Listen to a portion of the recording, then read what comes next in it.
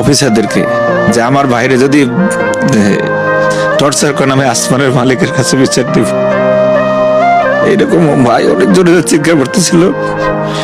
এবং ওইখানে গারদে যত মানুষ ছিল আর কি, সবাই আপনার মানে এই সিনারিও দেখে মানে ওখানে একটা কান্না রোল পড়ে গেছে।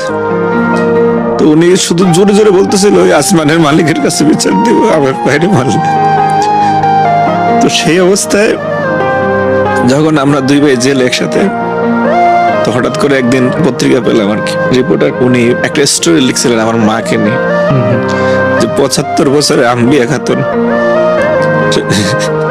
সন্তানের জন্য কোর্টের বারান্দায় আমার ভাই বসে থাকতো। সেই নিউজটা যখন আমি জেলখানার ভিতরে একটা জায়গায় আছে সমকাল পড়তেছিলাম আর কি, পরে হঠাৎ করে দেখি যে আমার মা বসা ওই নিউজটা। একজন সন্তান হিসেবে নিজের জন্মদাতাকে যে একটা লুঙ্গি কিনে দেব বা একটা পাঞ্জাবি কিনে দেবো, যে আব্বা আমি বিশ্ববিদ্যালয়ে পড়ালেখা করেছি, এটা আপনার জন্য, এই সুযোগ আমার